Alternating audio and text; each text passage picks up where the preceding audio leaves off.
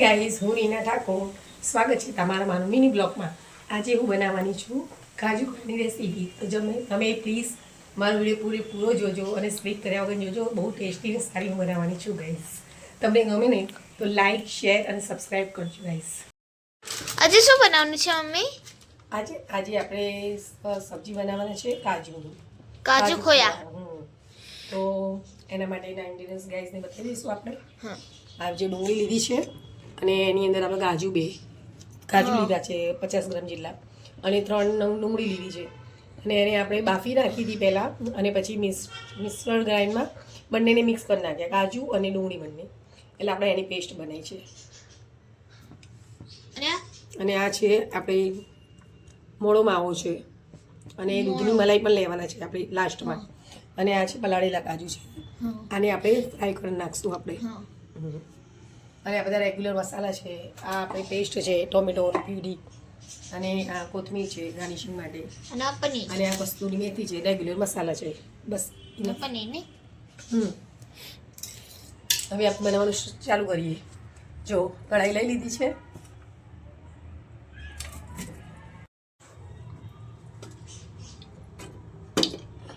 આમાં આપણે તેલ એડ કરી દઈશું. અને ગાઈસ, તમને મારો વિડીયો ગમે તો શેર, લાઈક અને સબસ્ક્રાઈબ કરજો.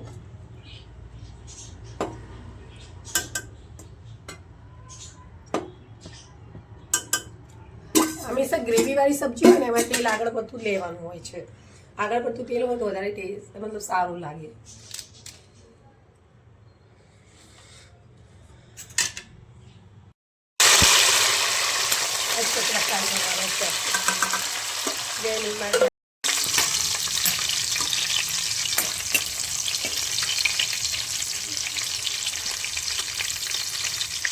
કાજુ ખોયા તો આપણે આ બીજી વાર બનાવ્યા છે, જો કે બનાવતા નથી બહુ.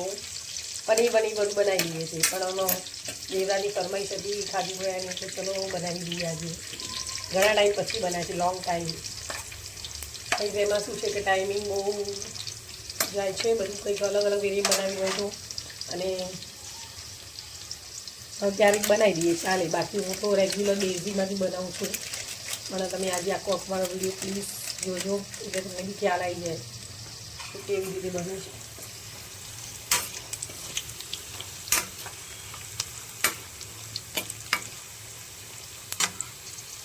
પનીર તળી દીધું ને? હા, હવે પનીર તળાઈ ગઈ છે. હવે આપણે અંદર ગ્રેવી જ એડ નાખી દઈશું આની અંદર જ. અને આપણે જે આખા મસાલા જે આની અંદર એડ કરે છે ને, એમાં આપણા આખા મસાલા એડ નથી કરવાના, કે એ બધા મસાલા આપણે મિક્સર ગ્રાઇન્ડમાં મિક્સ કરેલા જ છે. આ ગરમ મસાલો જે આપણે ઘરે બનાવ્યો છે ને એની અંદર, એટલે આપણે થોડું સ્લાઈસ વઘાર માટે જીરું, બસ. બાકી બીજું કાંઈ જ નથી લેવાનું. જે આખા મસાલા કરતી આપણે ગ્રાઇન્ડ કર્યા છે ને એ સારા રહેશે. પછી આપણે પેસ્ટ જે પેલી આપણે બનાવી હતી ને ડુંગળીની કાજુની બંને મિક્સ કર્યા છે. આ ગ્રેવી આપણે અંદર એડ કરી દીધી છે. બફાયેલી છે એટલે બહુ આમ શેકવી નહીં પડે, પણ 2-3 મિનિટ સુધી સાચવીશું આપણે એને.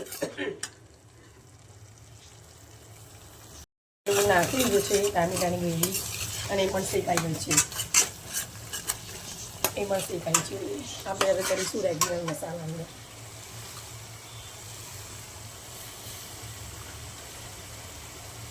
બે ચમચી મરચું લીધું છે, અને આપણે ગરમ મસાલો, અને આ છે નાના જીરું, આ છે હળદર.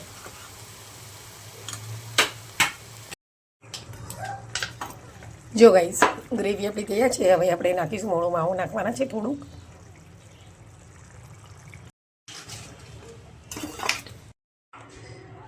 જો ગાઈસ, આપણે કાજુની સબ્જી આપણી તૈયાર છે.